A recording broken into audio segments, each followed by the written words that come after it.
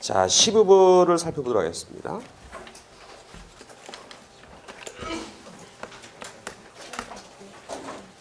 자, 우선 시라고 하는 것, 소설도 마찬가지고요. 문학 작품을 바라볼 때 가장 기본이 되는 것들을 우리가 생각을 해야 되겠죠. 가장 중요한 지점은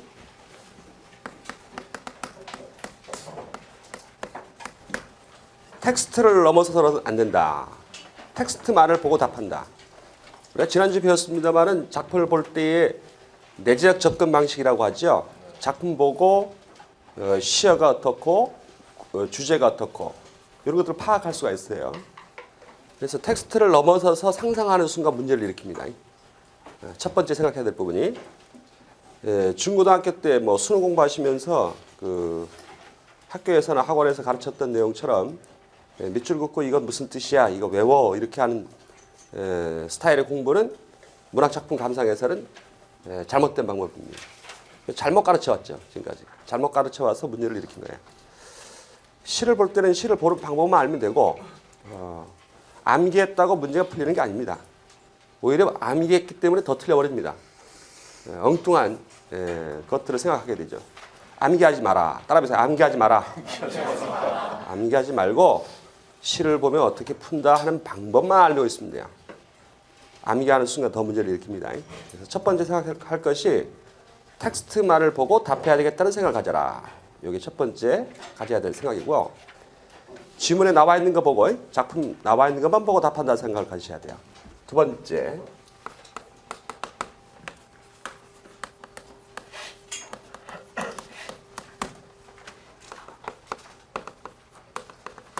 상대성입니다. 상대성. 문학 작품이든 뭐 다른 것도 마찬가지겠지만은 논리적인 걸 비문학 이런 데서 나오는 것처럼 가장 적절한 것은 이렇게 문제 나오죠. 가장 적절한 것은 확실하게 틀린 것은 이렇게 문제가 나옵니다. 그래서 절대적인 답은 없고 언제나 상대적입니다. 그렇죠? 상대적이에요. 이 세상은 다 상대적인데도 불구하고 절대화시켜서 생각해서 문제를 일으킨 겁니다. 고추는 매워요? 맵지 않아요? 매워요? 그건 상대적이지 않습니다. 그런 사고는요. 누구의 입장에서는 매운데 사람들 매운 거 싫어하는 사람한테는 고추가 참 매울 거예요. 네, 누구한테는 고추벌레한테는 참 맛있는 겁니다. 그거는 누구의 입장으로만 보기 때문에 인간의 입장으로만 보기 때문에 이거 매운 걸 먹으면서 참 맛있다 달다 이렇게 하는 사람도 있잖아요. 그러니까 인간들이 갖고 있는 게 어떤 편견에 사로잡혀 있는 겁니다. 빙하가 있는 곳은 추울까요? 시원하고 따뜻할까요? 시원하고 따뜻해요? 누구의 입장에서는 북극곰한테는 참 시원하고 너무 더우면 조금만 뭐 해도 덥다고 그러겠지. 그러니까 인간의 입장으로 편견에 사로잡힌 세계로 세상을 바라보고 있는 겁니다. 문학 작품도 어떻게 본다라고 하는 것을 기억해야 되려면 쓰는 사람의 입장에서 어떻게 봤는지를 묻고 있는 겁니다. 글 쓴 사람이 어떤 입장에서 말을 하고 있는지를 묻고 있는데 중고등학교 때 뭐라고 배웠어요? 이건 뭐야? 라고만 배워놓으니까 여러분 속으로는 무슨 생각해요? 난 그렇게 생각 안 하는데 난 이렇게 느껴지는데 여러분들 수험생의 입장에서 학생의 입장에서 작품을 감상하려고 들고 선생님들은 참고서의 입장만 강조하고 그러죠. 그래서 시를 보는데 재미가 없어요. 나의 입장이 아니라 누구의 입장으로만 보라고 하니까 참고서 입장으로만 보라고 하니까 참고서 입장이 아니라 문학을 볼 때는 글 쓴 사람의 입장에서 보는 거다 이렇게 생각하셔야 되거든요. 그래서 여러분들에게 묻고 있는 것은 누구의 생각을 묻고 있는 거다. 글 쓴 사람의 생각을 묻고 있는 것이다 라고 생각하셔야 돼요. 근데 시 볼 때마다 여러분들 뭐라고 생각합니까? 난 이렇게 느껴지지 않는데 이상한데? 그러다 보니까 재미가 없어지죠. 여러분들에게 시험 문제는 여러분의 느낌이 아니라 글 쓴 시인의 느낌, 소설가의 느낌 그걸 묻고 있는 것이다. 이렇게 기억을 해 두셔야 돼요. 그리고 절대적인 것이 아니라 상대적입니다. 네, 상대적입니다. 이렇게 볼 수도 있고 저렇게 볼 수도 있어요. 그런 것들을 우리가 생각을 해야 됩니다. 자, 거기 가장 중요한 지점 머릿속에 집어넣을 거예요. 요거 알면은 문제 거의 풀어요. 문학 작품은 다 해봐야 많이 나오면 몇 문제 정도 나옵니까? 문학 작품은 4문제 정도 나와요. 많이 나올 때. 적게 나올 때는 아예 안 나오기도 해요. 그래서 문학 작품을 보는 감시감만 좀 잘 기르시면 크게 문제가 없습니다. 우선 시를 볼 때 시의 이해라고 나와 있는데 정의, 특성 뭐 이런 것들 나와 있어요. 뭐 깊이 들어가면 뭐 설명드릴 게 많이 있습니다만 핵심적인 사항들을 우리가 정리를 해본다면요.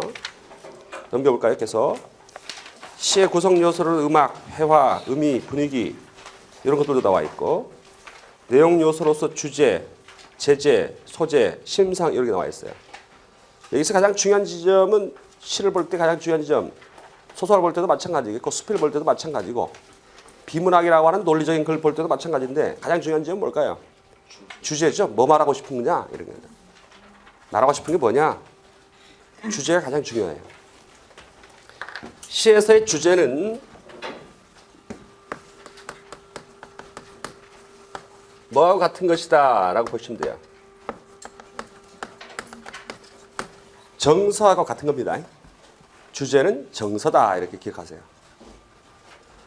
정서는 또 뭐와 유사하게 표현되냐면 시적 화자의 태도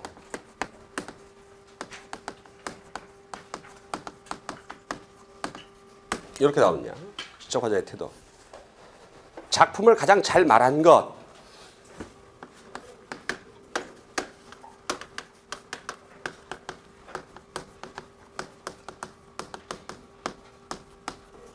이런 것들 다 같은 거라 보시면 됩니다. 여러 가지 설명이 가능해요. 무엇에 대해서 우리가 어떤 사물을 대할 때에 이건 이거다라고 얘기하는데 여러 가지로 표현이 가능합니다. 우리 중호 그러면은 무슨 생각하게 돼요? 뭐라고 말할 수 있어요? 뭐라고 말할 수 있죠? 남자 뭐 이런 거 남자다. 그 다음에 인간. 그 다음에 웃긴다. 여러 가지 성질이 있을 거예요. 근데 그 중에서 가장 잘 말한 건 뭐죠? 웃긴다죠. 그렇죠? 웃긴다. 뭔가 특성이 있을 거야. 그 작품만이 가지고 있는 고유한 특성 이런 것들을 우리가 찾아내는 겁니다. 작품을 잘 감상한 것 이런 것들 여러 가지 유사한 거지 똑같다고 볼 수는 없고요. 주제하고 정서, 시적 화자의 태도 정도는 뭐 같은 거라고 흔히들 얘기합니다. 이거 어떻게 파악하느냐? 첫 번째 화자를 확인하셔야 돼요. 두 번째 뭘 확인해야 될까요? 화자 다음에 상황을 파악합니다. 어떤 작품이 쓰여 있는데 그 작품에서 말하고 있는 자가 화자죠. 말하고 있는 자가 화자입니다. 화자하고 시인은 동일하다, 동일하지 않다. 동일하지 않을 수도 있죠. 시인 자신이 보통 화자라고 말하기는 어렵습니다. 소설 속에서도 말하는 자는 또 서술자라고 얘기하는데 서술자는 작가 자신이라고 말하기 어렵습니다. 일종의 허구적 대례인이에요. 진짜가 아니고요. 창조된 어떤 화자죠. 이야기하는 자. 스토리텔러. 그런 존재가 바로 화자입니다. 이야기를 들려주는 자. 시인하고 화자하고 동일하다고 봐버리면 김소월의 진달래꽃 같은 경우는 작가가 누구예요? 남자예요. 남자. 소월 김정식이에요. 김정식. 근데 김소월 하면 좀 느낌이 오는데 김정식 하면 갑자기 또 시가 이상한 느낌이 들 수도 있겠다. 김정식 씨가 쓴 시입니다. 근데 거기에 화자는 누구예요? 여자죠. 보면. 그래서 동일하다고 보시면 안 돼요. 근데 보통 처음에 시를 쓰시는 분들이 갖고 있는 어떤 특성이 뭐냐면 자기 얘기를 막 고백적으로 써요. 쓸쓸하고 꼭 시 쓸 때만 되면 우울해지고요. 네, 그래요. 그래서 화자가 곧 신이다 보시면 안 되고요. 허구적으로 만들어진 어떤 존재예요. 그 존재가 어떤 장면을 가지고 어떤 느낌을 전달해내는 것이 바로 시라는 거죠. 그래서 화자가 놓인 상황, 그 상황 속에서 느끼는 심리적 반응. 요까지를 우리가 주제요 정서라고 얘기를 합니다. 그래서 시를 볼 때 보통 보면은 어떻게 보느냐, 상황을 보지 않고 마음이 급한 친구들 정서 묻거나 주제 물으면 뭐만 가지고 심리적 반응만 가지고 답을 하려고 하는 경향이 있어요. 슬프다라고 하는 그것만 가지고 정서가 동일하다 그렇게 얘기하는데 뭐 그렇게 볼 수도 있어요. 나머지는 세 작품은 다 기쁘고 한 작품만 슬프고 제시된 작품도 슬프고 그럼 슬픈 것도 답하면 되겠죠. 그래서 가장 유사한 것을 골라내야 됩니다. 심리적 반응을 다른 말로 표현해보면 뭐예요? 어떤 생각을 했는지 어떤 느낌을 가졌는지 이런 것들이죠. 생각과 느낌을 다 포괄하는 개념입니다. 뭐 이 표현들은 시적 화자의 태도라는 말로 나타나기도 하고 또는 발상 및 표현이란 말로 수능 시험에서는 이렇게 많이 얘기했죠.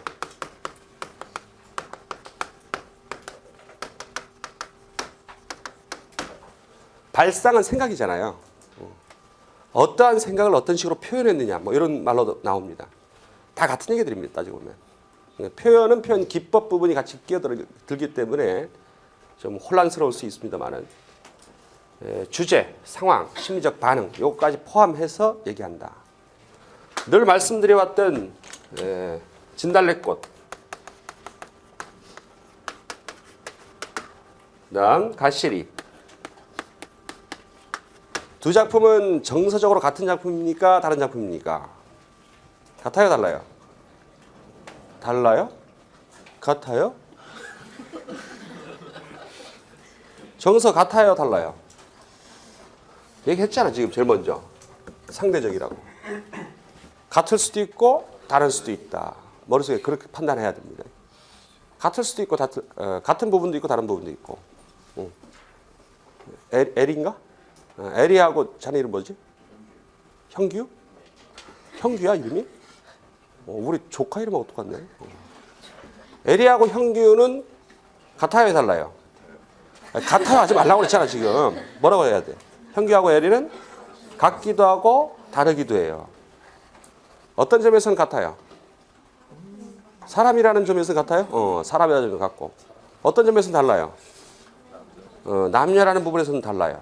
뭐 그렇게 말할 수도 있죠. 정서도 마찬가지. 어떤 점에서는 같겠지만 어떤 점에서는 다를 수도 있는 거죠.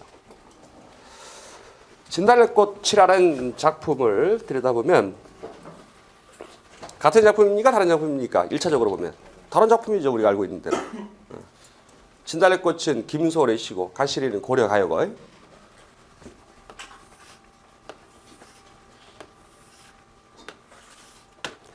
보통 뭐라고 배워왔어요?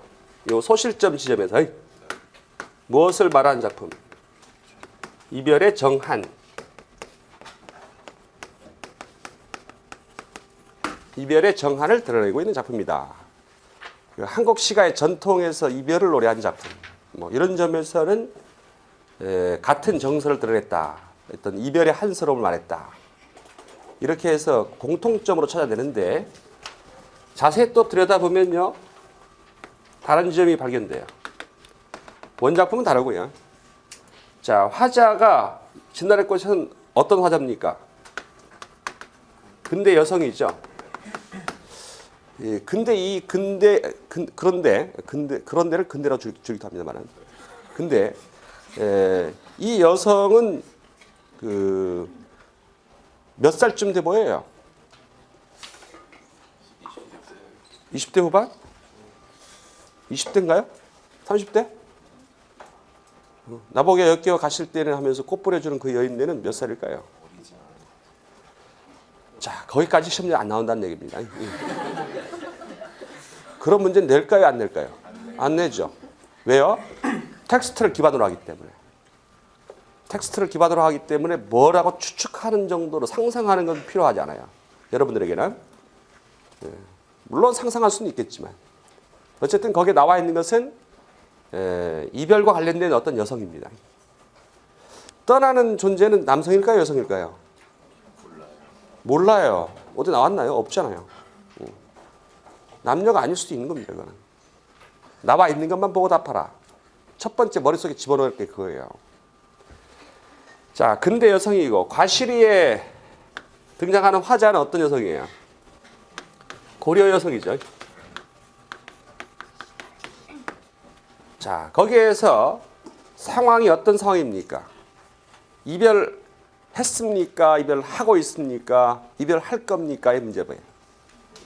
진달래꽃은 하고 있어요? 했어요?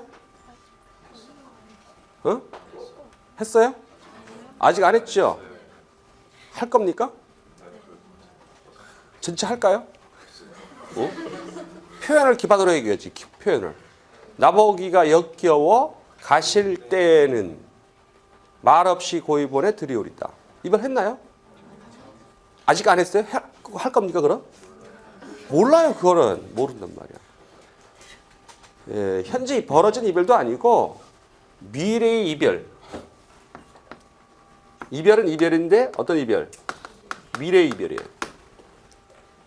미래에 벌어질 수도 있는 이별을 가정하고 있는 겁니다. 나보기가 역겨워 가실 때라고 했으니까요. 그 상황이 동일하지 않아요. 무엇과? 가시리와. 가시리에서는 어떤 이별일까요? 가시렵니까? 가시렵니까? 나를 버리고 떠나시렵니까? 나 더러는 어찌 살라고 버리고 가시렵니까? 닥친 이별이지 이거는. 현재 이별이에요. 이별은 이별인데 현재 이별이에요. 앞에 닥친 이별이죠. 이별이 끝난 상태는 아닙니다. 이별이 끝난 상태는 아니고 코앞에 닥쳐서 이제 이별을 하는 장면이죠. 그 순간이죠. 자, 거기에서 반응이 다르죠. 가시리에서는 어떻게 말을 하고 있어요? 가시리에서는 어떻게 하고 있어요? 서운하면 아니 올까봐. 붙잡으면은 서운하다. 야, 네가 나를 붙잡다니. 나 좀 가야 되는데 말이야. 응? 나 저 다른 데로 발령났어. 나 가야 돼. 근데 막 붙잡으면 서운해 할까봐. 서러운님, 서럽게 임을 보내오니 가시난다 도시오시오시. 어떻게 해요? 돌아와 달라고. 가자마자 꼭 돌아오세요. 네. 돌아와요 제발. 막 이러는. 애원하죠 애원. 돌아오기를 애원하죠. 돌아오기를.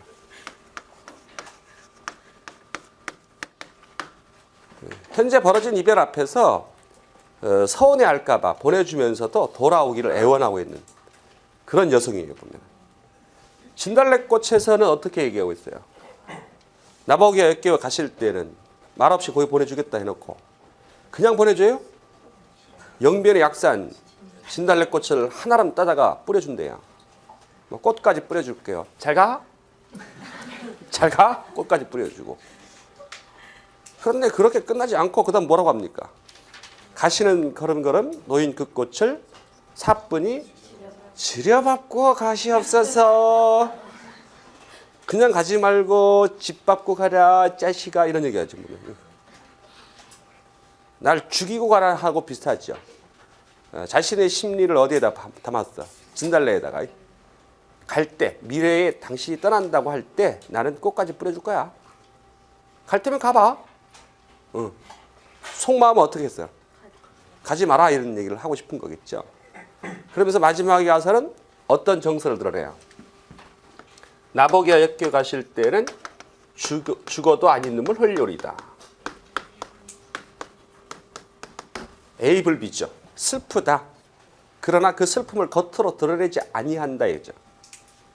에이블비란 그 뜻이에요. 슬프지만 슬픔을 겉으로 노출하지 않음. 나보기가 역겨 가실 때에는 죽어도 아닌 눈물 흘려리다. 의도가 전혀 달라요. 이거는 가시리는 이별을 맞이하는 순간에 다시 또 돌아와 주기를 애원하고 있는 그런 시고요. 진달래꽃은 현재 벌어진 이별도 아니고 미래에 벌어질 수도 있는 그 이별 그걸 상상하고 그런 이별이 닥친다면 난 붙잡지 않을 거야. 갈 테면 가봐. 대신에 죽이고 가. 이런 얘기잖아요. 나를 죽이고 가. 그러니까 의도가 어떤 의도예요? 이별 방지요. 이별 방지. 이별 방지용 시가 진달래꽃이에요. 이거는. 그러니까 근대적이죠. 그렇죠? 근대적인 여성이잖아. 요즘에 여성들은 어때요? 가! 진짜 가! 진짜 가라고 그래. 예. 난 남자 많아. 그거 괜찮아. 가! 그냥. 중고도 있고 누구도 있고 뭐 하면서 많잖아. 그러면서 다른 남자 막 찾아다니고 그러겠죠.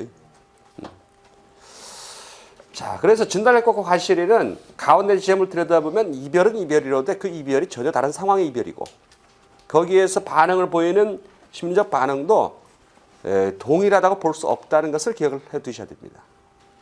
자, 머릿속에 집어넣을 거 뭐고 화자가 어떤 상황에 놓여 있고 그 상황 속에서 느끼는 심리적 반응이 곧 정서다 라고 하는 걸 기억해야 되겠고요. 그 다음 정서를 파악할 때 여러분들이 시를 볼 때 보면 어떤 일이 발생하냐면 주제를 파악해라 뭐를 파악해라 하면 말장난을 한단 말이에요. 작품을 처음부터 끝까지 다 봐야 되는데 읽어나가시면서 어떤 현상들이 벌어지냐면 뭔 소리인지 모르겠어. 가다가 계속 그 단어에 매이는 경우가 있어요. 이게 무슨 말이지? 무슨 수수께끼 같이 생각을 한단 말이야. 그렇게 생각하는 게 아니라 그렇게 배웠어. 자, 이 단어의 뜻은 뭐야? 밑줄 그어. 써. 시험 낸다. 막 그러고. 그렇게 배워놓으니까 계속 수수께끼처럼 생각한단 말이야, 이게. 전체적인 흐름을 보면 되는데. 작품은 어떻게 봐라? 전체적인 흐름을 봐야 돼요. 전체.